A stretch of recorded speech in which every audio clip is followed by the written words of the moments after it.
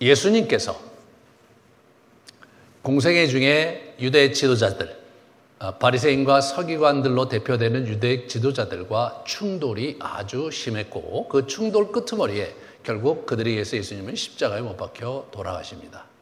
저희가 요한복음을 같이 나누면서 5장 그리고 7장, 8장, 9장 계속해서 구체적으로 그 유대 지도자들과 예수님이 어떻게 충돌했고 또 구체적인 논점의 핵심이 무엇인지를 계속해서 상고해 왔습니다. 우리가 보았듯이 예수님은 한치의 양보도 없이 그리고 그들과 대결하셨습니다. 예수님은 그들을 설복시키고 또는 그들을 설득시켜서 자기 안에 오게 하시려는 의도가 전혀 있으시지 않은 것 같은 양태로 그런 냉엄하고도 차가운 모습으로 그들 앞에 있었고 그들을 밀어내고 그들을 정죄하면서 그들과 충돌을 불사하셨습니다. 그리고 그 충돌 끄트머리에 이분이 이 선한 목자 비유를 베푸시면서 그 충돌을 마무리하시는 것으로 사도 요한은 그것을 기록하고 있는 거예요. 사도 요한이 지금 AD 90년대에 유대주의자들이 여전히 소아시아에 판을 치고 있는 그래서 사단의 회당이라는 그러한 호칭을 이분이 부여했을 정도로 극렬하게 기독교인들을 박해하고 로마 정부와 함께 기독교인을 어떻게 없이하려고 무지무지 애를 쓰는 그러한 현실 속에서 기독교를 이제 설파하는 과정에서 이 문제를 정면 돌파하고 있습니다. 우리가 봐야 될 것은 뭐냐면 예수님이 왜 그 논쟁의 끄트머리에 선한 목자 비유로 그 논쟁을 이렇게 마무리하려고 하셨는가를 우리가 좀 생각해 봐야 돼요.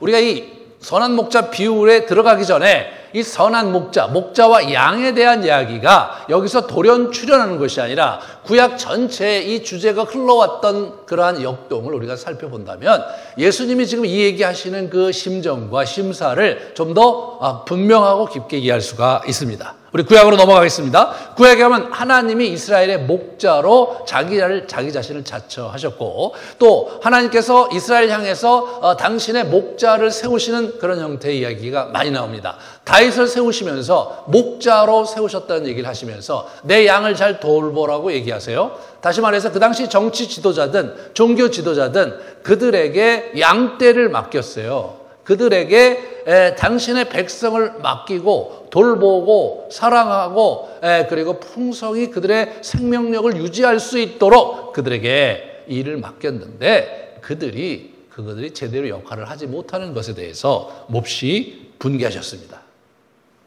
그 이야기가 잃은 양에 대한 안타까우신 하나님의 그런 모습에서 그런 표현에서 우리가 좀 볼 수가 있습니다. 우리 예레미야서와 우리 복음서를 좀 보면요. 내 백성은 잃어버린 양떼로다. 그 목자들이 그들을 곁길로 가게 하여 산으로 돌이키게 하였으므로 그들이 산에서 언덕으로 돌아다니며 쉴 곳을 잊었도다. 이렇게 얘기를 하고 계세요. 내 백성은 잃어버린 양떼다. 이러한 그 예레미야서의 이야기, 우리 사도 요한이 또 우리 사도들이 그 예레미야와 에스겔에 대해서 특별히 그 관심이 많았거든요. 자, 보시면, 천국 복음을 전파하시며 무리를 보시고 불쌍히 여기시니 이는 그들이 목자 없는 양과 같이 고생하며 기진함이라. 라고 마태복음 저자가 마태가 이걸 설명을 하고 있고요. 또 마가복음은 이렇게 얘기하고 있어요. 예수께서 나오사 큰 무리를 보시고 그 목자 없는 양 같음으로 인하여 불쌍히 여기사 이에 여러 가지로 가르치셨습니다. 그리고 그 이후에 가르치시고 나신 후에 오병이어의 기적을 일으키신 장면이 마가복음 6장에 기록되고 있습니다. 목자 없는 어린 양에 대한 하나님의 무한하신 사랑과 안쓰러움 그리고 불쌍히 여기는 마음이 구약 전체에 흘러가는데 예수님도 그 마음을 가지고 이스라엘 백성들을 보고 있습니다.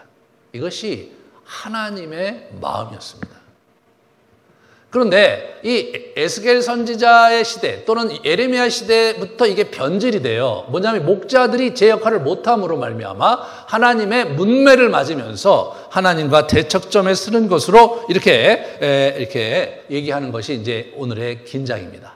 우리가 그 얘기를 하기 전에 먼저 이 선한 목자의 원래 표상이 우리 목동 출신이었던 우리 다윗에 의해서 이렇게 그려지고 있는 것이 여러분이 잘 알고 있는 시편 23장 말씀입니다. 여호와는 나의 목자시니 내게 부족함이 없으리로다. 그가 나를 푸른 풀밭에 누이시며 쉴 만한 물가로 인도하시는도다. 내 영혼을 소생시키시고 자기 이름을 위하여 의의 길로 인도하시는도다. 내가 사방의 음침한 골짜기로 다닐지라도 해를 두려워하지 않을 것은 주께서 나와 함께 하심이라. 주의 지팡이와 막대기가 나를 안위하시나이다. 주께서 내 원수의 목전에서 내게 상을 차려주시고 기름을 내 머리에 부으셨으니 내 잔이 넘치나이다. 내 평생의 선하심과 인자하심이 반드시 나를 따르리니 내가 여호와의 집에 영원히 살리로다. 이것이 우리 다윗의 시입니다. 이 시가 지금도 많은 분들의 마음에 울림이 있지요. 그죠? 다윗이 목동 시절에 그렇게 목자로서 양떼를 치며 살았던 어린 시절을 회상하면서 그래서 그의 인생에 만난 하나님을 노래하기 위해 쓴 시이지만 실제로 구약 전체에서 저 이야기는 단순히 다윗의 고백을 넘어서서 하나님을 섬기는 모든 목자들의 고백이고 하나님의 백성들의 기대와 선망을 가득 담은 선한 목자의 표상, 그리고 그 선한 목자의 양떼로 사는 언약 백성들의 기대, 이런 것들이 한껏 응어리진 그런 시가 시편 23편입니다. 그런데 우리가 알고 있듯이 남유다가 망할 때 우리 에레미야 선지자와 에스겔 선지자가 그들을 향해서 하나님의 메시지를 대언하는 장면에서 저러한 목자의 모습이 굴절되기 때문에 하나님이 분노하시는 장면을 우리가 보게 됩니다. 먼저 에스겔서 34장 2절부터 보시면 자기만 먹는 이스라엘 목자들은 화 있을진저. 목자들이 양떼를 먹이는 것이 마땅하지 아니하냐. 너희가 살찐 양을 잡아 그 기름을 먹으며 그 털을 입되 양떼는 먹이지 아니하는도다. 이렇게 완전히 변해진 거예요. 변질된 거예요. 그러니까 이 목자의 특별히 영적인 지도자 그리고 정치적인 지도자, 이 언약 백성의 영적인 지도자와 정치적인 지도자는 모두 목자였던 거예요. 하나님께서 보내신 목자였는데 자기만 배불리는 거죠. 잃어버린 자를 찾지 아니하고 다만 포악으로 그것들을 다스렸도다. 목자가 없으므로 그것들이 흩어져서 모든 들짐승의 밥이 되었도다. 내 양떼가 모든 산과 높은 맷뿌리마다 유리되었고 내 양떼가 온 지면에 흩어졌을 때 찾고 찾는 이가 없었도다. 이걸 묵상을 해보면요, 참 요즘 한국교회에 유리하는 성도들 수백만의 이단에 휩싸여서 그렇게 고통받는 그런 영혼들을 떠올리지 않을 수가 없는 거예요. 우리가 지금 무엇을 하고 있는가? 우리는 지금 어디로 가고 있는가에 여전히 울림이 있는 메시지죠. 그래서 하나님께서는 참 목자를 세우실 것을 그리고 자기 스스로 자기가 목자가 될 것을 얘기하시는 장면이 에레미야서와 에스겔서에 다시 나오는데 에레미야서 23장을 같이 보겠습니다. 23장. 여호와의 말씀이니라 내 목장의 양떼를 멸하며 흩어지게 하는 목자들에게 화 있으리라. 여러분, 저 화 있을진 자가 좀 이따 우리가 살펴보겠지만 저것이 마태복음 23장의 서기관과 바리새인들에게 화 있을진저 서기관과 바리새인들이여가 계속 반복되는 그 어조와 뉘앙스가 여기로부터 나온 거예요. 너희가 내 양떼를 흩으며 그것을 몰아내고 돌보지 아니하였도다. 보라, 내가 너희의 악행 때문에 너희에게 보응하리라. 내가 그들을 기르는 목자들을 그들 위해 세우리니 그들이 다시는 두려워하거나 놀라거나 잃어버리지 아니하리라. 이것이 하나님의 마음이었습니다. 이것이 이스라엘 백성들을 향한, 언약 백성들을 향한 하나님의 극률한 마음이었어요. 그런데 그들을 돌보지 않고 그들을 유리방황하도록 만드는 목자들이 있었어요. 자기 배만 부르면서 그 양떼들을 먹이지 못하는 목자들을 안타깝게 하시면서 자기가 새로 세우겠다고 약속을 하셨습니다. 하지만 에스겔서 34장. 에스겔서 34장은 이 목자와 양의 비유의 결정판인데요. 34장에 한 걸음 더 나아가는 모습을 우리에게 보여줍니다. 그러므로 너희 목자들아 여호와의 말씀을 들을지어다. 내가 목자들을 대적하여 내 양떼를 그들의 손에서 찾으리니 목자들이 양을 먹이지 못할 뿐 아니라 그들이 다시는 자기도 먹이지 못할지라. 내가 내 양을 그들의 입에서 건져내어서 다시는 그 먹이가 되지 아니하게 하리라. 이 목자들이 양들을 먹고 사는 거예요.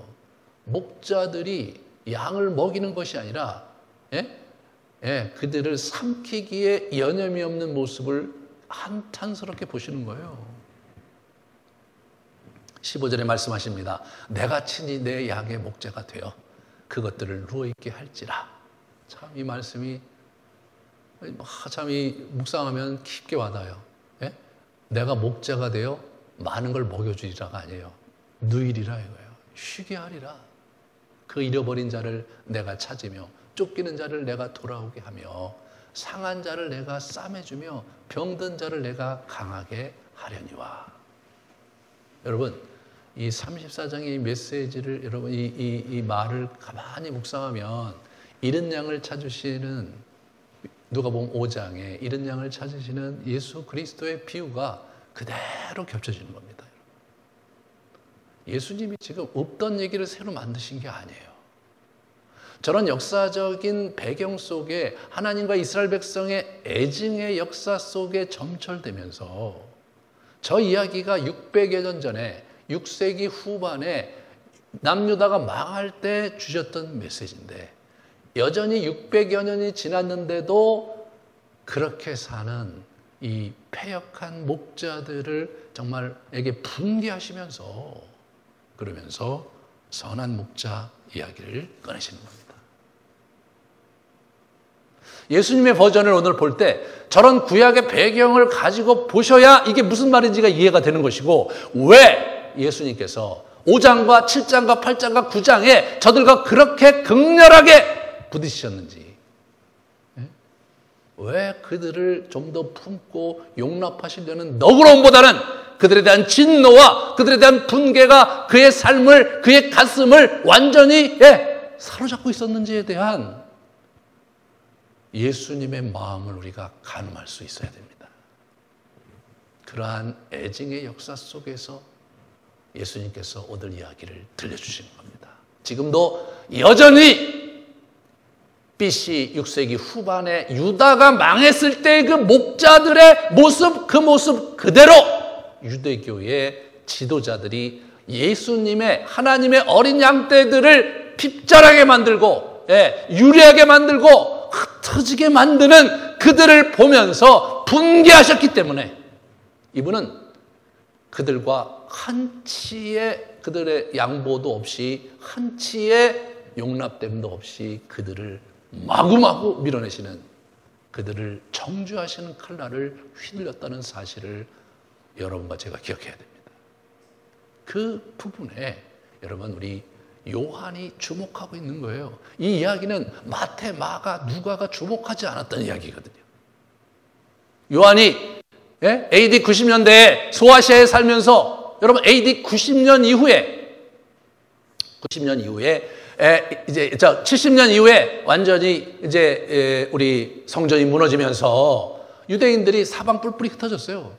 그리고 유대교에서 그때 기독교인들, 그리스도교인들을 축출했어요. 왜? 그 당시 그 3년 동안 예루살렘에 그 포위돼서 로마와 대치할 때 그리스도인들은 로마인들과 싸울 이유가 없었기 때문에 빠져나왔거든요. 하나님의 것은 하나님에게, 가이사의 것은 가이사에게 외친 예수 그리스도는 반로마 항쟁에 전혀 뜻이 없었고요. 유대의 나라가 다시 재건되는데도 아무런 노력을 하지 않으셨습니다, 여러분. 그분에겐 그게 이슈가 아닌 거예요. 그분에겐 자신의 양떼를 각처에서 긁어 모아서 자신의 백성을 되찾는 것, 그것이 예수 그리스도의 마음이었던 것이죠.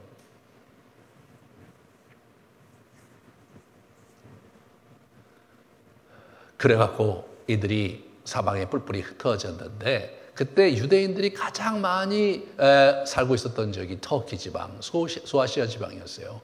중국과 실크로드가 개척이 되면서 중국과 로마와 교약을 하면서 그쪽에 물류가 커다랗게 하면서 그 당시 로마에서 가장 부유하게 산 지역이 터키 지방이었고 거기에 유대인들이 많이 살고 있었습니다. 그래서 예루살렘에 있었던 또는 유대 땅에 거했던 많은 유대인들이 글로 이주를 했다고 그래요. 로마 전역이 흩어졌지만 글로 이주를 한 거예요. 그리고 에베소 교회를 섬기고 있는 우리 사도 요한의 입장에서 볼 때 지금 거기서 사단의 회당이라는 놈들이 말이에요. 여기저기서 계속해서 기독교를 막 공격하고 핍박하고 그리고 못 살게 굴고 있는 상황인 거죠. 예수님께서 AD 30년 전후에 예루살렘에서 유대주의자들과 충돌하셨던 그 이야기가 여전히 사라지지 않은 채 AD 90년대에 소아시아 한복판에서 일어나고 있는 이 안타까운 상황 속에서 사도 요한이 이 이야기를 주목하고 있다는 사실을 여러분과 제가 잘 우리가 봐야 됩니다. 오늘날 한국교회가 많이 무너지고 있다는 사실은 우리가 주지하는 바입니다. 많은 성도들이 유리해서 가난한 성도로 수백만이 나갔어요. 2, 300만이. 예? 그리고 또 그보다 더 많은 숫자가 또 이단으로 갔습니다. 그런데 교회는 지금 우리는 어디로 가고 있으며 도대체 어떤 목회를 하고 있기에 우리가 이 지경이 되었는가? 이런 우리의 현실을 우리가 직면해 보면 사도 요한이 목회하던 그 시절과 어느 면에서는 많이 일치를 하는 거죠. 기독교가 많이 무너지고 있었고 교회를 떠나가고 있었고 자기가 섬기는 우리 에베소서 교회도 어떻게 됩니까? 첫사랑을 잃어버렸단 말이에요. 예? 계시록 2장에 보면 그래서 회개하고 첫사랑을 회복해라. 그렇지 않으면 촛대를 옮기실 것이다. 그 얘기를 하고 있는 그 사도 요한의 그 심정을 잘 헤아리면서 이 비유를 그가 주목한 비유를 좀 우리가 본다면 이게 단순하고 심플한 얘기지만 수백 년의 해묵은 하나님의 마음과 우리 언약 백성이 갖고 있는 어려운 마음이 응어리진 그러한 비유인 것을 우리가 알게 됩니다. 예수님의 버전을 한번 이 선한 목자 이야기의 버전을 한번 같이 우리 그림을 보면서 한번 보도록 하겠습니다. 저게 그 양의 우리예요. 우리 이게 남아 있는 우리죠. 다음 그림을 보여주시면 저렇게 이제 우리를 만들어 놓고 이제 겨울에는 저 우리에 다 모아갖고 이제 이렇게 있었다고 그래요. 그리고 이제 풀이 많으면 이제 여기저기 돌아다니고 이렇게 하다가 또 저기 들어와서 쉬고 이런 형태로 목축업을 하고 있었던 곳입니다. 저 그림을 보셔야 오늘 이 그림이 무슨 그림인지를 아실 수가 있는 거예요. 우리는 뭐 목축업을 잘 모르잖아요. 더군다나 뭐 목장에서 하는 목축업자 뭐 양목자를 가봤지만 지금 이 정서가 뭔지를 여러분이 잘 아셔야 돼요. 그 다음 걸 보여주세요. 그래서 양 우리에 놓고 저기 목자가 저기서 자잖아요. 저기서 이렇게 문지기를 지키는 거예요. 예? 뭐 일이 때가 와서 사냥 와갖고 사냥할 수도 있고 여러 가지 일들이 있을 수 있으니까 저렇게 있는 거예요. 저 그림을 예수님이 그대로 옮기시면서 자기 얘기를 하고 계신 거예요. 저 그림은 그 당시 유대인들은 다 알고 있는 그림이었어요. 여러분과 저가 모르는 그림이죠. 그죠? 네, 그 다음 걸 보여주세요. 네, 그래서 저렇게 목자가 이렇게 문을 열려고 하니까 다 이렇게 나가잖아요. 다 양떼들이 저렇게 쭉 따라가는 거예요. 오늘 3절에 보니까 문지기가 그들을 부르잖아요. 그들을 불러요. 근데 그의 이름을 불러, 이름을. 그러면 이 친구들이 자기 이름을 듣고 거기 나가는 거예요. 그래서 나가서 같이 가는 거거든요. 여러분, 저 많은 그 양들의 이름을 부른다는 게 너무 재밌잖아요. 그 당시에는 그렇게 했다고 그래요. 저는 저렇게 저 양들이 다 내가 볼 때 똑같은 것 같은데 저 이름을 다 지어줬을까 설마? 그런 생각을 했는데 제가 이제 저쪽 시베리아 저 북쪽에 그 술록을 이렇게 유목 생활을 하면서 있는 그분들에 대한 그 다큐를 보다가 굉장히 놀랐어요. 그 가족이 술록을 이제 이렇게 목축을 하고 있는데 그 술록이 7,000마리에서 8,000마리 정도 돼요.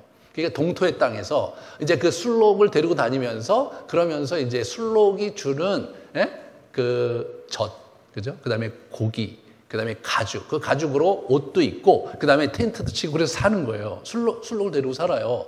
그런데 여러분 내가 그거 보면서 너무나 놀랐던 게 뭐냐면 7,000마리, 8,000마리의 이름이 다 있다는 거예요. 이름이 있다는 거예요. 그리고 그분들이 그 이름을 다 부르는 거예요. 그러니까 우리나라 저기 분이 가서 그거를 이렇게 이제 다큐를 찍었는데 너무 놀랍잖아요. 아니, 저 술록의 이름을 다 아십니까? 다 안다. 여러분이나 저나 이렇게 보면 다 똑같잖아요. 술록이 다 똑같잖아요. 아니, 근데 어떻게 구별하죠? 그분이 얘기하시는 거예요. 아니, 사람들이 저기 있으면 이름이 다 다르고 얼굴 모양이 다 다르지 않냐. 당신도 다르고 나도 다르고 멀리 보면 우리 알아볼 수 있지 않냐. 쟤들도 다 다르다 이거예요. 저는 아무리 봐도 믿겨지지가 않더라고요. 7,000마리, 8,000마리 되는 술록의 이름을 다 알고 이름을 불러가면서 목축을 하는 거예요. 그게 고대의 목축업자들이 하는 일이었더라고요. 현대에 이렇게 시스템화되고 기계화된 형태의 목축하고는 완전히 다른 거예요. 그리고 그들이 그 술록을 잡을 때 굉장히 경건하게 잡더라고요. 그 친구를 알잖아요. 어렸을 때부터 걔를 키웠고 이름도 알고 그 걔를 잡아야 되잖아 자기들이. 그리고 그 친구를 잡고 그리고 나름대로 의식을 행하고 굉장히 고마워하는 거예요. 그 술록이 고마워. 왜냐하면 그들의 삶 속에 우리가 살고 있으니까. 이런 관계가 있는 거예요. 이런 관계가. 이런 관계가 있는 거예요. 짐승과 사람 뭐 이런 문제가 아니라 그냥 하나의 동고동락하는 목자와 그 짐승의 관계. 이 관계가 핵심인 거예요, 여러분. 마태, 마가, 누가복음에는 이 목자에 대한 얘기가 나오는데 잃은 양을 찾는 목자가 나와요. 잃은 양을 찾는 거기에 초점이 있어요. 근데 이 요한복음에는 잃은 양을 찾는다는 얘기가 안 나오잖아요. 여기서는 뭐가 나오냐면 목자와 양이 서로 아는 그 음성을 듣고 알고 따르는 그런 인격적인 관계로서의 그런 목자와 양의 비유가 오늘 여기 가득한 거예요. 여러분 제가 저 그림을 보여주지 않을 수 없는 거예요. 그 다음에 이렇게 그 다음 걸 보여주시면 저렇게 양들이 거기 양의 문을 나오는 거죠. 예수님 문이 양의 문이고 양치기 거기 지키는 그리고 저 목자시잖아요. 저렇게 이게 현대에 저기 보이는 건데 저런 양을 한번 가만히 한번 상상을 해보세요. 누군가의 목자에게서 잘 보살핌 받고 시적절하게 인도함 받고 그리고 꼴도 먹고 누이고 쉬고 그러면서 때가 되면 또 우리의 집어넣어 주시는 그 목자 안에서 자라가는 그 양떼를 우리가 한번 머리에 그려보십시오. 이분이 얘기하는 게 뭐냐면 그 이름을 불러요. 그 이름을 불러서 그를 이끌어내요. 그러면 나가서 어떻게 돼요? 자기가 앞서가면 이들이 그 목자를 뒤따라간다는 거 아닙니까? 한번 보세요. 이렇게. 저 그림이 너무 인상적인 거예요. 그러니까 우리가 언뜻 생각해 볼 때 목자는 왜 뒤에 있어야 될 것 같잖아요? 뭐 앞에 개가 앞으로 인도하고 염소가 인도하고 목자가 뒤에서 오드드 하면서 몰아가야 될 것 같잖아요? 너무 인상적이지 않습니까? 저게. 근데 저렇게 목회를 죄송합니다. 저렇게 목축을 했구나. 저 친구들이 저걸 다 따라가는 거예요. 곁길로 안 가고. 왜? 양은 목자를 알고, 목자는 양을 알기에. 여러분, 예수님이 꿈꾸는 관계는 저런 거였어요.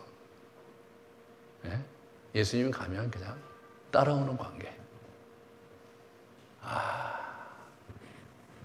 제가 제자 훈련을 하다가 한계를 많이 느꼈는데 왜 문제가 됐나 보니까 저런 모습이 아니었던 거예요. 막 엄청나게 훈련시키고, 그리고 막 모르고 그리고 막 철학기도 시키고 막 금식시키고 막 이래. 저 모습하고 너무 다르잖아요, 여러분? 예수님은 어때요? 예수님은 뭐 이 친구들한테 그 기도를 열심히 안 가르치셨더라고요. 제가 보니까. 제가 너무 놀란 거예요. 너무 열심히 안 가르치셨어요. 근데 나중에 그냥 오죽하면, 아, 우리도 기도문 하나 가르쳐 주세요. 그래? 그럼 뭐 주기도문 가르쳐 주고. 예수님께서 새벽 기도를 혼자 한적한 곳에 가서 기도한 얘기가 많이 나와. 제자들은 뭐예요? 예수님께서 새벽녘에 어디 가서 기도하시지 제자들은 다 알아. 근데 제자들은 자기 처소에 있어요. 네? 손님이 오니까 가서 예수님 부르러 가잖아요. 마가복음 1장에 보면. 너무나 좀 충격적이잖아요. 우리 동양적인 개념으로 볼 때는 뭐 제자들이 말이에요. 제자들이 아니 스승이 지금 아침 새벽에 일어나서 가서 기도하고 있는데 말이에요. 얘들은 지 처소에서 쉬거나 자고 있는 거 아니에요. 근데 이들이 우리 그 스승님이 어디서 뭐 하는지 모르는 게 아니라 그분이 기도하시는 것도 알고 그분이 기도하는 처소도 알아. 근데 한 놈도 안 가 있어.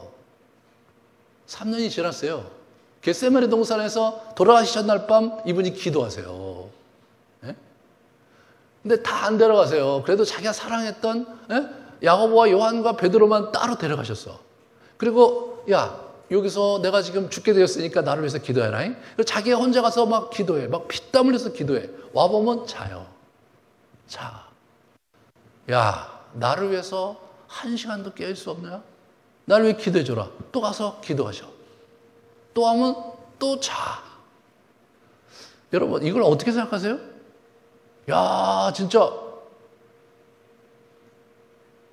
이런 거를 제자훈련이라고 하는 거예요, 여러분. 이게 제자훈련의 오리지널 버전이에요.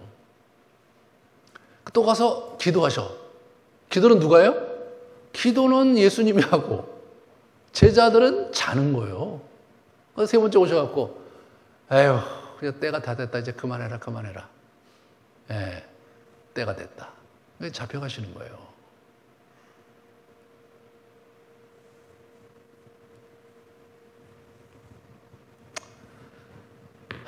여러분, 이게 선한 목자인 거예요.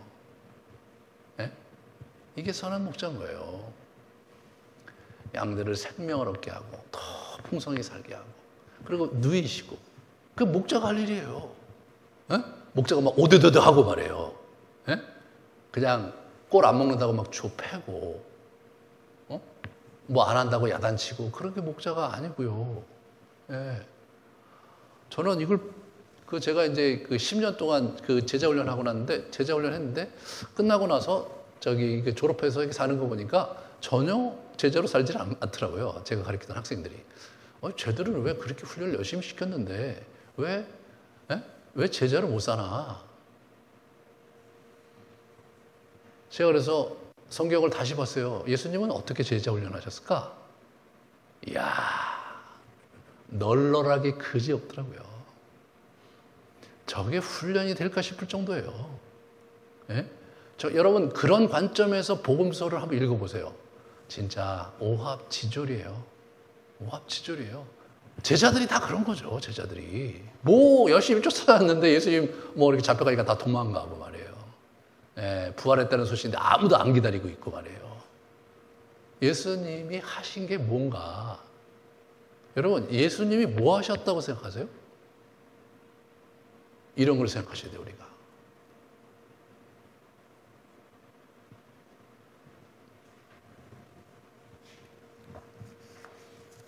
예수님은 뭐예요? 내가 양의 문이다. 내가 선한 목자다. 네, 그렇게 얘기하실 거예요. 그러면서 사꾼 목자와 자기를 대조시키세요. 사꾼 목자와. 자, 사꾼 목자는 어디에? 도적이요, 강도다. 이게 도적이요, 강도다. 응? 이들은 뭐예요? 문으로 들어가지 않고 다른 데로 들어오는 거예요. 저 아까 그 틀이세요. 다른 데로 들어가는 다른 데로. 예. 문으로 들어와야지 목자지. 여러분 그렇지 않겠어요? 아니 그 목자가 왜 담을 넘어 들어가겠어요? 자기가 문 열어주는 사람이고 문 지키는 사람인데? 이게 목자다. 다른 놈들은 딴 데로 오는 거는 다 도적이고 예, 강도다. 그래서 양들에게 이리가 오면 어떻게 해요? 도망간다 이거예요. 이리가 오면. 그게 찢기고 막 흩어지게 만드는 놈들이다 이거죠. 그럼 뭐 모든 목자가 그랬습니까? 우리 다윗은 안 그랬잖아요. 다윗은 곰과 사자가 올 때 물맷돌을 던지면서 기도하면서 싸워서 그 친구들을 물리치면서 자기 양떼를 지킨 사람이 누구예요? 그게 다윗인 거예요. 그래서 저는 하나님께서 다윗을 쓰지 않았나 싶어요. 도망가지 않고 끝까지 지킨 거예요. 끝까지. 그런데 이 언제부터 망가졌느냐? 구체적으로 보면 에스겔서와 에레미야서에 보면 이렇게 유다가 무너지면서 완전히 망가졌고 그 흐름이 어디까지 온 거냐? 지금까지 온 거예요. 지금까지. 예수님 당시까지. 그런데 여러분 놀라운 사실은 뭐냐면 그들 자신은 그렇게 생각하지 않고 있었다는 사실이죠. 자기들이 사꾼 목자라고 생각을 안 했죠. 자기들이 여기 보시면 사꾼 목자 양도 제 양이 아니고 어이가 오는 것을 보면 어떻게 양을 버리고 달아나는 거예요. 자기 자신을 챙기는 거죠. 자기를 먹고 배부르는 게 중요한 거예요. 그 당시 바리새인과 서기관들이 그러는 거라고 예수님께서 빗대어 얘기를 하시는 거죠. 지금 그 얘기 듣고 있어요. 그 친구들이. 여러분 사꾼 목자가 뭡니까? 사꾼 목자. 사꾼 목자가 나쁜 목자가 아니에요, 여러분. 사꾼 목자는 품삯을 받고 일하는 목자가 사꾼 목자예요. 그죠? 그러니까 제가 사꾼 목자죠. 여러분, 제가 사례받고 일하니까 제가 사꾼 목자 아닙니까? 그잖아요? 사꾼 목자가 특별히 나쁜 목자라고 보시면 이 이야기를 잘 이해를 못 하시는 거예요. 사꾼 목자는요, 자기가 돈 받은 만큼 정당하게 일하는 사람이 사꾼 목자예요. 근데 그거 갖고 안 된다 이거예요. 선한 목자는 뭐예요? 그 양들을 위해 목숨을 버리고 양들을 돌보는데 애써 수고하는 목자. 그게 선한 목자라는 거예요. 월급쟁이 목자 갖고는 안 된다 이거예요. 월급쟁이 목자가 자기 목숨을 내놓고 양들을 지키겠냐 이거예요. 양이 내 양이고 내 것이라고 하는 주인의식을 가지고 있는 참 목자야말로 양들을 위해서 자기를 희생하는 거죠. 예수님께서 그래서 자기 자신을 선한 목자라고 하시면서 선한 목자는 양들을 위해서 자기의 생명을 버린다라는 얘기를 하신 거예요. 이 녀석들은 안 버리는 놈들이잖아요.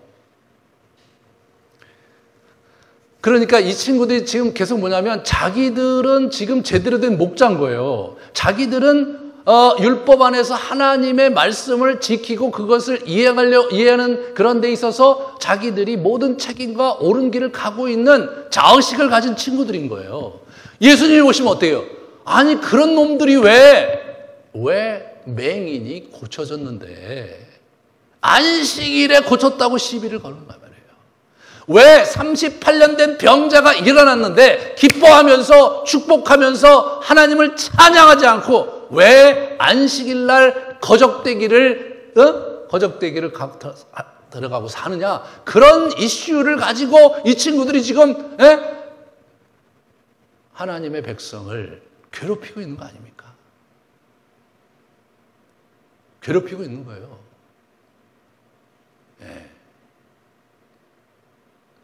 예수님의 마음이 막 무너지는 거죠. 예수님의 마음이 막 붕괴하는 거예요.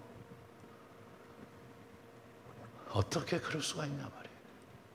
어떻게 내 양떼가 맹인이 되었다가 눈을 떴으면 기뻐해야지. 그게 목자지. 그거 안식일 날 그랬다고 그렇게 그냥 대들고 그러는 거예요. 자기들의 신학적 틀 속에 가두면서 예수님을 마구마구 비판하는 거 아닙니까 이 사람들이. 이 사꾼 목자들에서 강하게 예수님께서 질타하는데 그 질타 요약판을 따로 모아놓으신 분이 있어요. 그 위대하신 세리 마태.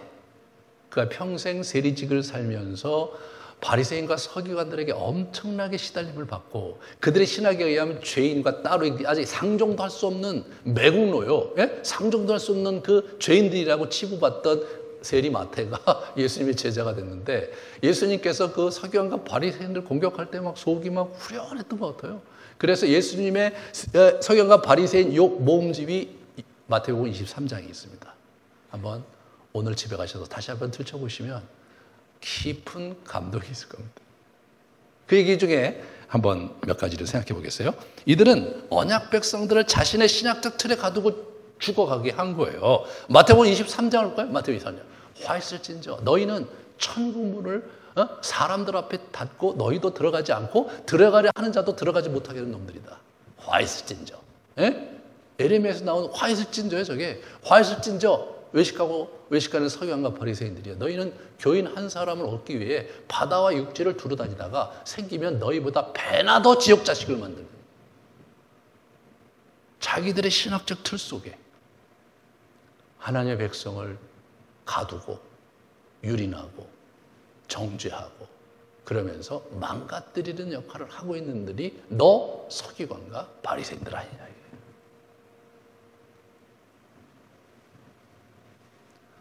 저게 뭐예요 지금? 600여 년간 계속되고 있는 거예요 여러분. 유다가 멸망할 때 있었던 그놈들이 지금도 그러고 있는 거예요. 그게 얼마나 이분이 분개하셨겠어요.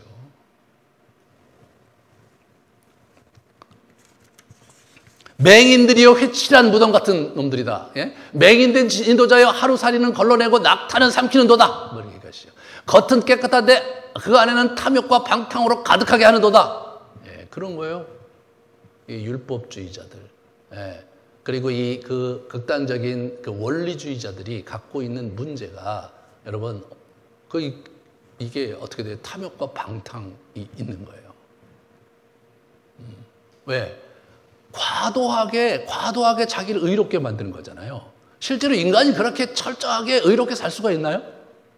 그런 사람은 없어요. 근데 그걸 과도하게 추구하다 보면 어떻게 돼요? 내면에 균열이 생기니까 마음에선 딴짓을 하는 거예요. 여러분, 이 선도서 저자 솔로몬이 얘기하기를 그렇게 얘기하는 거예요.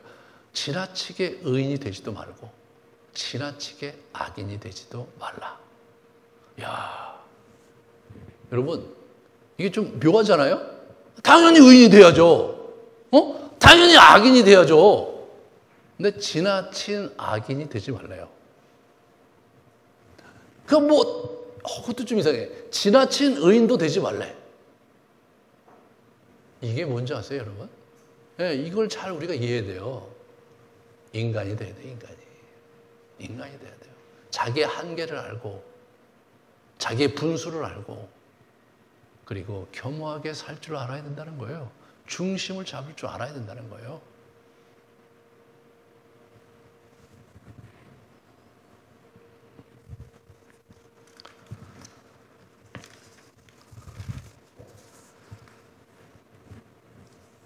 회칠한 무덤 같으니 겉으로는 아름답게 보이나 그 안에 죽은 사람의 뼈와 모든 더러운 것이 가득하도다. 이와 같이 너희도 겉으로는 사람에게 옳게 보이되 안으로는 외식과 불법이 가득하도다. 저런 것들을 제가 겪으면서 야, 저 말이 틀린 말이 아니구나.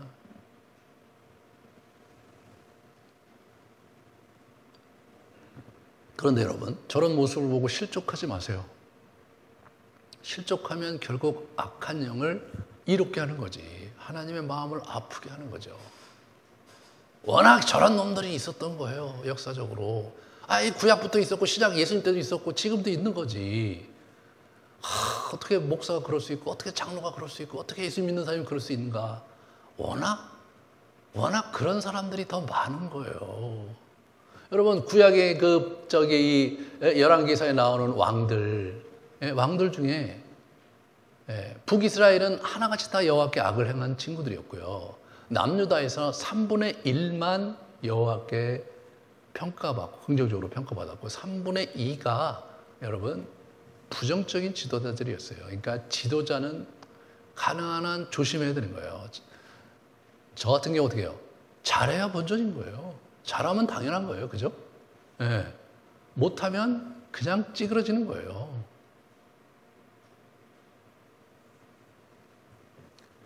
그러니까 그냥 그러려니 하고 사셔야지 여러분이. 그것 때문에 막 일희일부하고 그렇게 하시면요 답이 안 나와요. 여러분과 제가 해야 될 건 뭐냐? 예수님을 올바로 쳐다보고 예수님을 바라보며 이 땅을 사는 거죠. 사람들은 다 거기서 거기일 때가 많고 여러분과 저도 넘어질 때 있고 엉뚱한 짓 할 때가 있는데 그럴 때 있다고 그냥저냥 흘려보내면서 주님 앞에 여러분의 중심을 잡아야 될 필요가 있는 겁니다. 예수님은 저들을 강타하셨습니다. 저들을 정죄하셨어요. 그 다음 걸 보여주시면 뱀들아 독사의 새끼들아 너희가 어떻게 지옥의 판결을 피하겠느냐. 야, 저 말이 얼마나 무서운 말입니까, 여러분? 생사 여탈권이 갖고 계신 분이세요. 지옥에 보낼지 천국에 보낼지 권한을 갖고 계신 분이세요. 제가 저런 얘기 해봐야 뭐예요? 그냥 욕이죠, 여러분. 그죠? 제가 저런 얘기하면 그냥 욕이에요. 예수님이 저런 얘기하면 어떻게 돼요? 그거는 판결입니다, 여러분. 그렇잖아요? 내가 너희에게 선지자들과 지혜 있는 자들과 서기관들을 보내매 너희가 그 중에서 더러는 죽이거나 십자가에 못 박고 그 중에서 더러는 너희 회당에서 채찍질하고 이 동네에서 저 동네로 다니며 박해하리라. 저렇게 말씀하셨는데 요한의 시대에 여전히 그러고 있는 거예요. 여러분, 저 사람들이 변하지 않고 유대인들이 저 사람들이에요. 유대인들이. 그 랍비 유대교가 지금도 건재하고 있는 겁니다, 여러분. 예수님께서는 자기를 선한 목자라고 얘기하십니다. 그러면서 선한 목자의 특성은 뭐예요? 두 번이나 나와요. 11절, 15절. 양들을 위해 목숨을 버리는보다 내가 선한 목자로 왔다. 두 번째, 14절에 나는 내 양을 알고 양도 나를 안다. 우리는 서로 잘 안다 이거예요. 참 그런 빈말이 필요 없는 것 같아요. 아버지께서 나를 알고 내가 아버지를 아는 것 같이 우리는 서로 잘 안다. 여러분 27절을 보실래요? 이게 다음 주에 할 건데 한 번만 보고 갑시다. 내 양은 내 음성을 들으며 나는 그들을 알며 그들은 나를 따르느니라. 너희는 내 양이 아니므로 믿지 아니하는도다. 26절이 그잖아요. 너희는 내 양이 아니라 내 말을 믿지 않는다. 내 양은 내 말을 듣고 아는 거잖아. 너 모르잖아. 너 내 양이 아니네. 그 부분에서 이분이 냉정하신 거예요. 내가 얘기하면 들어야지. 내가 얘기하면 고개 숙여야지. 내가 얘기하면 회개해야지. 이게 예수님의 입장이시잖아요. 그죠? 근데 이 친구들은 그냥 뻣뻣하게 서서 예수와 대화하는 거예요. 그러니까 어떻게 돼요? 내 양이 아닌 거죠. 무서운 겁니다, 여러분. 여러분, 이게 신앙생활 하다가 교회 밖에 있는 사람이 기독교를 핍박하는 거는 그거는 뭐 아주 약과예요. 이 교회 내에서 그런 일들이 벌어지잖아요, 더러. 뭐 악한 사람 따로 있고 선한 사람 따로 있습니까? 제가 이 얘기하잖아요. 악한 자리에 있으면 악한 사람이고 어리석은 자리에 있으면 어리석은 사람이고 지혜로운 자리에 있으면 지혜로운 사람이지 따로 있는 게 아니에요. 여러분의 저나 분별력이 없으면 악한 자리에 있으면서도 본인이 악한 자가 아니라고 엉뚱하게 생각하는 거예요. 저 사람들이 그런 거 아닙니까, 여러분? 자기들은 선한 자리에 있다고 생각하는데 하나님, 예수님 보시기에 악한 자리에 있는 악한 놈들이에요. 독사의 새끼들이에요. 마귀의 자식들이에요. 근데 자기들은 하나님의 자식이라고 생각하고 사는 거예요. 하나님의 자식인데 왜 맹인이 눈 뜨는 것을 기뻐하지 않고 38년 된 병자가 치료받는 것을 기뻐하지 않습니까? 하나님의 자식이 아닌 게 너무나 분명한 거죠.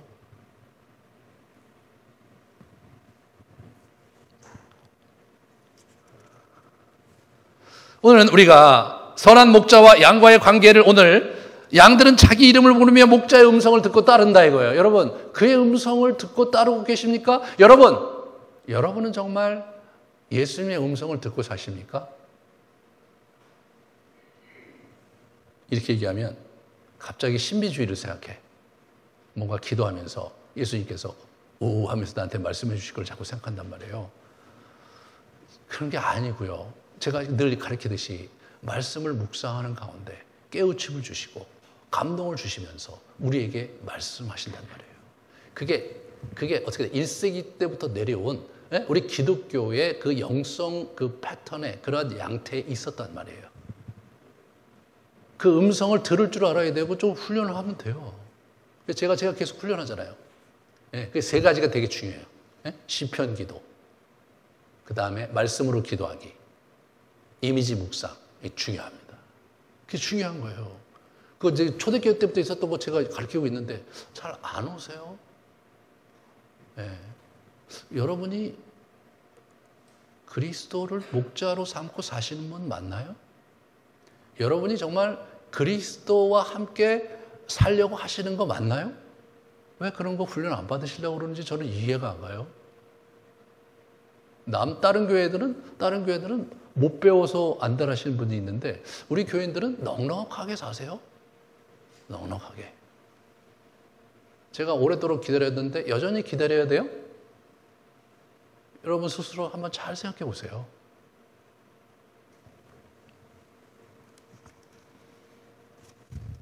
목자가 앞서가면 양들이 그의 음성을 듣고 따라가는 거예요, 여러분. 이게 참, 이거 해야 돼요. 네. 이거 배워야 돼요, 이거를. 여러분이 뭐 성경 콰이어 타임 좀 하면 좀 이해는 되죠. 하나님의 음성을 여러분의 삶 속에서 잘 분별하고 살아야 되는데 그게 잘 돼요? 그거 잘 안 될 텐데? 그런데 자기가 신앙생활을 잘하고 있다고 느끼면 다시 생각하셔야 됩니다, 여러분. 타인의 음성을 양들은요 아는 거예요. 아닌 거예요, 아닌 거. 저 사람이 들어오면 음성이 다르면 안 쫓아가고 도망간다는 거 아니에요. 예? 양은 목자를 알고 목자는 양을 아는 거예요. 여러분 성경을 묵상하고 제가 훈련을 시켜보잖아요. 감동이 있어요. 여러분이 양이기 때문에 성령의 감동 가운데 그걸 묵상하는 것을 옛날부터 했던 것을 여러분이 잘 훈련하기만 하면 시간이 좀 걸리지만 감동이 있어요. 주님께서 여러분에게 말씀하신다니까요.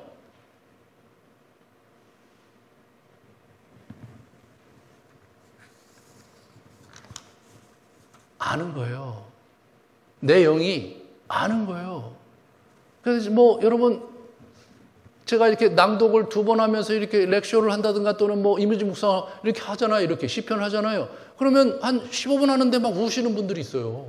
제가 뭘 했다고? 예?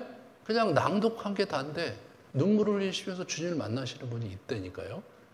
그의 마음에 주님께서 울림을 주시는 거 아닙니까? 그의 마음에 울림을 주시잖아요.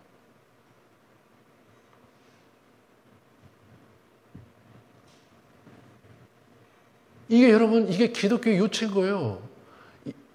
예수님을 말씀을 묵상하는 가운데 예수님의 음성을 듣고 그를 만나고 그를 쫓고자 하는 마음이 내 안에서 일어나는 거. 왜? 그분을 좋아하니까. 그게 기독교의 핵심인 거예요. 그게 빠지면 안고 없는 찐빵인 거예요. 요한복음 전체의 주제에서 주목해야 될 게 뭐냐? 예수님과 우리와의 관계란 말이에요. 그게 어떻게? 내 말이 너희 안에 거하면 내 안에 열매가 풍성할 것이다. 15장에 그 말씀 하시는 거예요. 사도 요한이 지금 어떻게 돼? 기독교가 무너지고 있어요, 여러분. AD 60년대 말에 사도 바울이 죽을 때 에베소의 선교에서 디모데에게 얘기하는 거예요. 누구도 나를 떠났고, 디모데후서 읽어보세요. 누구도 나를 떠났고, 누구도 세상 쪽을 떠났고, 야, 너는 왜 또 복음을 부끄러워하고 있냐? 너 내 죽기 전에 와라. 여러분, 그때 이미 무너지고 있었어요. 그때 이미 무너지고 있었어요. 그리고 나서 AD 90년대가 된 거예요. 사도 요한, 대사도 아닙니까, 여러분? 여러분과 저야말로 사도 요한과 함께 있으면, 날이면 날마다 재밌을 것 같아. 예수님 얘기 듣고, 함께 기도하면 은혜가 되고, 그런데 사도 요한이 사역을 하는데도 에베소 교회가 첫사랑을 회복을 못해요. 그게 영적인 긴장이고 리얼리티, 현실인 거예요. 스스로가 회개하고 주님께 나아가서 그의 음성을 듣고자 하는 그러한 마음이 사라지면 그러면 문제가 되는 거예요. 요한이 뭐라 그럽니까? 계시록 2장의 앞부분에 회개해라, 첫사랑을 회복하라. 그렇지 않으면 촛대를 너에게서 옮기실 것이다. 여러분의 생을 무너뜨리시는 게 아니에요. 그냥 놔두시는 거예요. 그러면 여러분들이 갖고 있는 어둠이 여러분을 집어삼키면서 그냥 무너지는 거예요. 이 긴장을 여러분 아셔야 돼요. 예수님이 굉장히 따스하고 좋으신 분이라고 생각을 하죠. 예, 맞아요. 하지만 여러분 오늘 계속해서 지금 여기 하는 게 뭐예요? 계속해서 5장부터 예수님께서 그 사람들을 이게 관계하시는 걸 가만히 보면 여러분 따스하십니까? 예, 이분이 따스하지 않으세요. 여러분 그들을 설득해내려고 애쓰십니까? 아니에요. 여러분 하나님과 여러분 예수님과 여러분 자존심 싸움하지 마세요. 이분이 자존심이 아주 세신 분이세요. 여러분의 그 알량한 자존심을 가지고 주님 앞에 버텨봐야 여러분의 인생 망하는 거 외에 아무것도 아닌 거예요. 우리의 주제를 알아야 돼요. 그 얘기하는 거예요, 지금. 여기서 우리는 네 가지 포인트를 봐야 됩니다. 첫 번째, 이 한없는 사랑과 긍휼로 이 선한 목자를 보면서 우리가 배워야 돼요. 첫 번째, 인격적인 사랑의 관계로 거함과 동행을 해야 되는 거예요. 9절에 보시면 내가 문이니 누구든지 나로 말미암아 들어가면 구원을 받고 또는 들어가며 나오며 꼴을 얻으리라. 들어가며 나오며 꼴을 얻으리라. 이게 예수님과 동행하는 삶에서 벌어져야 될 역동인 거예요. 그분과 함께 들어가고 나가는 거 일상이죠. 일상이 일상. 들어가고 나오다가 일상이란 말이에요. 일상을 살면서 그분의 꼴을 먹는 거예요. 그분의 은혜와 그분의 말씀 속에서 은혜를 누리고 생명력을 누리고 우리 일상을 사는 삶이 있어야 되는 거예요. 두 번째로 10절이죠. 10절. 내가 온 것은 양으로 생명을 얻게 하고 더 풍성히 얻게 하려는 것이다. 양으로 생명을 얻게 하고 더 풍성히 얻게 하려는 것이다. 여러분, 구원을 얻는 것을 넘어서서 풍성한 삶을 살아야 돼요. 그래서 우리 그 비전 스테이트먼트가 뭐예요? 우리가 하나님으로 우리 영혼이 부요하며 가정과 교회에 가득하고 이 땅에 넘쳐나게 하라. 이게 요한복음에서 제가 생각한 거고 여러분 워크숍을 같이 하면서 만들어낸 비전 스테이트먼트예요. 하나님으로 여러분 부요하십니까? 예수 그리스도 안에 여러분 부요하십니까?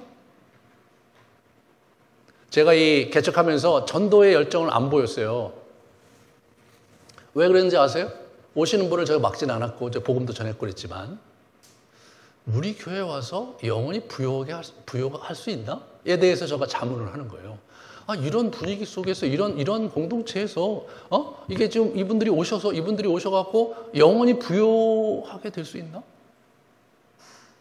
그래서 막 영성 훈련하고 여러 가지 좀 구비해야 되지 않냐 말이에요. 구비해야. 여러분은 뭐 대부분이 다른 데서 신앙생활에 오신 분이니까 기본적으로 그리스도인이니까 여러분들이 함께 그걸 만들어 가야 되는 거예요. 그죠? 그 이제 여러분 눈치채셨는지 모르겠지만 이번에 새로 주보를 내면서 맨 뒤에 여기 바꿨어요. 여기 보시면 여기 신앙 성장에 따른 훈련, 인생 여정에 따른 훈련을 바꿨단 말이에요. 이게 아무것도 아닌 것 같아. 13년 걸렸어요. 이런 프로그램과 이런 내용을 가지고 내가 이 교회를 운영한다면 우리 성도들이 풍성함을 누릴 수 있을 것이다 라고 제가 이제 붙잡게 된 거예요. 그러므로 이제 우리가 이 공동체를 잘 세워가고 그리고 어떻게 돼요? 우리 이웃에게 복음을 전하고 그들을 초대해야 되겠다는 거예요. 그거예요, 여러분. 목회를 한다면 이런 거 안 하겠다. 조직력을 장악해서 교회를 세우는 일은 안 하겠다. 먼저 우리 성도들의 영혼을 부요하게 하는데 온 힘을 기울이겠다. 다른 거는 다 부차적으로 생각하겠다. 여러분, 우리 교회가 그런 교회예요. 그래서 이상한 교회가 된 거예요. 뭐 하나 제대로 굴려가는 게 별로 없는, 조직적으로 여기저기 펑크가 나고 목사님도 어디서 뭐 하는지 모르겠고 소그룹 리더는 소그룹 리더대로 고생하고. 누구한테 배운 건지 아세요? 예수님한테 배운 거예요. 예수님한테 배운 거예요. 그냥 헤매면서 배우는 거다. 그냥 제가 뭐 여러분한테 뭐 기도 안 한다고 뭐라고 그럽니까? 제가 그냥 프로그램 갖고 여러분 뭐라고 그러는 거잖아요. 훈련 안 한다고 뭐라고 그러네요? 훈련 여러분이 원하시면 와서 하고 그렇지 않으면 집에서 쉬시라. 이렇게 무책임한 목회자가 있을까요? 제가 한참 이렇게 하니까 어떤 분이 그러시더라고요. 목사님 왜 그렇게 목회를 그런 식으로 하세요? 그래갖고 뭐가 되겠습니까? 저도 잘 모르겠습니다. 하지만 제가 예수님 앞에 가갖고 제가 예수님 흉내 내려고 복음서에 있는 예수님 흉내 내려고 무지무지 애를 썼는데 내가 지금 실패를 했네요. 죄송합니다. 제가 그 얘기를 할지언정 길이 아닌 곳은 가고 싶지 않다. 예수님께서 하는 거 흉내내다 안 되는 거 좋지만 예수님이 안 하신 형태로 제자 훈련이고 뭐 훈련하다가 망가지는 거 나는 그거를 원치 않는다. 저는 그렇게 생각해요. 여러분 안에 많은 것이 지금 스며들어가고 있다고 저는 느껴요. 아직 여러분이 알아차리지 못하고 있죠. 제가 은퇴하고 떠나서 어디론가 사라졌을 때 서서히 여러분 안에서 그때 이재철 목사님이 얘기했던 게 이런 얘기였구나가 드러나면서 그 가치가 드러날 것을 소망하고 있어요. 예, 그렇게 멀리 내다보면서 목회하고 있습니다. 오래도록 여러분 안에 여러분의 영혼에 아로 새겨지는 그 기독교의 신비와 영성을 심어주고 싶습니다. 지금 우리가 소그룹을 다시 세우면서 하려고 해요. 이제 우리가 뭔가 좀 해볼 수 있잖아요. 열심히 해주십시오. 하지만 여러분 자신이 하나님 안에서 여러분이 부유해지는 여러분의 생명을 얻기 위해서 꾸준히 기도 생활과 묵상 생활을 훈련하는 일을 멈춰서는 안 됩니다. 제가 맨날 하는 게 그거잖아요. 뭐 이미지 묵상시키고 항상 기도 또 하니까 또 항상 기도라는 말이 긴장이 되니까 또 안 오시죠. 예, 괜찮아요. 좀 더 몇 년 헤매 보시죠. 뭐 그렇게 하시고 이렇게 가는 거예요. 가는 거 설렁설렁 가는 거예요. 하지만 여러분 우리 교회가 안 망했어요. 이게 신비입니다. 요한복음 가지고 목회하고 있는 거예요. 제가 뭐 하나 제대로 되는 게 없을 것 같아요. 요한복음 갖고 목회를 하면 그냥 내 안에 거하라, 말씀 안에 거하라 그러면 열매가 맺혀질 것이다. 그거예요, 그거. 여러분 거기에 무슨 조직력이라든가 어떤 뭐 훈련 시스템이라든가 이런 게 없어요. 그냥 예수님 그거 하시다가 갔는데 예수님 돌아가실 때는 아무 일도 일어나지 않았어요. 사람들이 도망가고 예수님 배반하고 막 그랬단 말이에요. 그죠? 인간이 변화되는데 시간 많이 걸립니다. 여러분들이 훈련을 해서 어느 정도는 바뀔 수 있을지 모르지만 진정한 변화가 일어나는 데는 시간 많이 걸려요. 그걸 어떻게 제가 컨트롤하겠습니까? 성령께서 하시는 거죠. 여러분 어디쯤 계십니까? 여러분 정말 주님을 사랑하며 가고 계십니까? 보세요. 이분이 자신을 내어 죽음으로 양떼에게 생명을 주려고 자기를 내놓으신 분이세요. 양떼를 또 긁어모으려고 여기저기 이 우리가 아니라 다른 우리까지 막 하신단 말이에요. 우리가 그 일을 해야 되는 거예요. 그런 영혼을 사랑하는 마음을 가지고 기꺼이 자기를 내놓으신 예수님을 쫓아서 영혼들을 사랑하고 주변 사람들을 사랑하고 또 여기저기 사람들을 이렇게 긁어모아서 그들도 그리스도 안에 풍성함을 누리게 하고 그게 여러분과 제가 해야 될 일인 거예요. 그게 우리가 해야 될 일인 거예요. 예수님이 지금 그 얘기 하시는 거예요. 이 나쁜 놈들아. 너희들 지금 뭐 하는 거냐, 너희들. 신학도 있고, 여러 그 종교적 행사들이 많은데, 너희들이 정말 너희들의 마음에 사랑이 있느냐? 영혼에 대한 사랑이 있느냐? 내 양떼들이 굶주리고, 내 양떼들이 유리 방황하는데, 녀석들 너희들은 도대체 무엇을 하는 거냐? 여러분은 무엇을 하고 계십니까, 여러분? 하나님의 백성이 굶주리고 하나님의 백성이 유리하고 있는데 여러분은 뭐 하고 계십니까? 여러분 하나 챙기면서 여러분 혼자 먹고 사는 일에 여러분이 최선을 다해 살고 있다면 바리새인과 서기관과 다를 바가 무엇입니까? 여러분에게 그분의 책망이 없을 거라고 생각하십니까? 그분은 기다려 주시지만 반드시 평가할 분이십니다. 사랑하는 여러분, 예수님은 선한 목자십니다. 예수님은 기꺼이 자기 자신을 다른 사람을 위해 내어주신 분이십니다. 예수님은 기꺼이 자기를 따르는 양떼들의 생명을 위해 그리고 그 풍성함을 위해 자기의 모든 것을 주려고 하셨던 분이 우리의 목자이십니다. 그리고 그분은 우리로 하여금 그렇게 살라고 지금도 말씀하고 계십니다. 여러분, 어디 사십니까? 요한복음이 15장, 16장, 17장에 갈 때까지 계속 그 예수님께서 강하게 영혼을 사랑하는 그의 마음과 심정을 그렇게 읊으셨던 것을 요한이 주목하고 있습니다.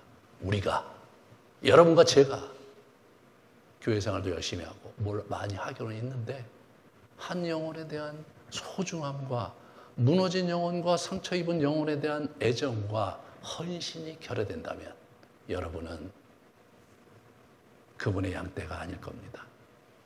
여러분은 아버지를 하나님으로 모시는 사람이 아닐 겁니다. 사랑하는 여러분,